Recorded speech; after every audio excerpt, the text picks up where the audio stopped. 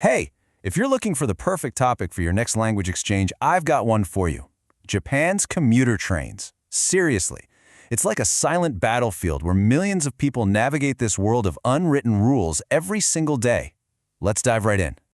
So, to get a sense of the scale we're talking about, just look at this number, 3.5 million. That's the Guinness World Record for the number of passengers that go through just one station, Shinjuku Station in Tokyo, every single day. It is the busiest station on the planet, and it really sets the stage for this massive daily migration. You know, sometimes a single word can just capture a whole national feeling. The normal word for commuting is Tsukin, but there's this common pun, also pronounced Tsukin, that swaps out a character. And the new one, it means pain, so you get painful commute. It's this brilliant wordplay that just perfectly frames the whole experience, a system that's incredibly precise, but yeah, can also be a real pain. So, how painful are we talking exactly? Well, let's get into the most physical part of the journey, the actual, literal act of getting on the train during rush hour. It's a daily challenge of physics and, honestly, pure endurance. We've all heard this phrase, right? It's a feeling people get all over the world. But in Japan, they have their own term for it, and it's so much more visual. They call it sushizume, which literally means packed like sushi in a box. And we are talking about congestion rates that go over 200%. That's a level of density where the pressure from the crowd can actually lift your feet right off the ground. You're not really standing anymore, you're just floating as part of the mass. This whole situation led to the legendary role of the oshiya, or the pushers. I mean, these were staff whose entire job was to safely shove people into the train car so the doors could close. Today, station staff still do this incredible task. It's like they're solving a human jigsaw puzzle to make sure everyone gets on board safely. You know, when people from other countries see this for the first time, this is the exact question they ask. With all that pushing and squeezing, where's the anger? Where's the shouting? And that question right there takes us straight to the cultural heart of this whole experience. Because once you're actually inside that packed train, the physical battle is over, and a completely different set of rules takes over. These are the unspoken social codes that govern the silent battlefield.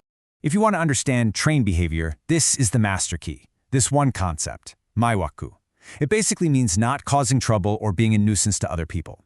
This is the reason you won't hear phone calls, why any conversations are kept to a whisper, and why this amazing group harmony is somehow maintained even when you have absolutely zero personal space.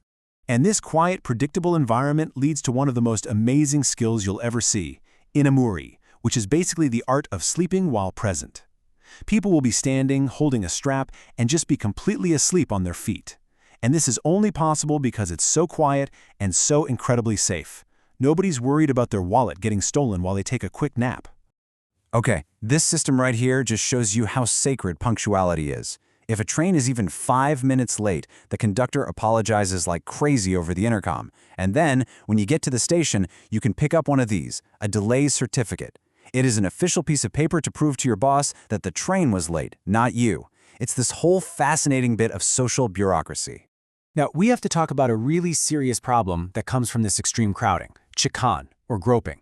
As a way to deal with this, women-only cars were introduced during the peak rush hour times.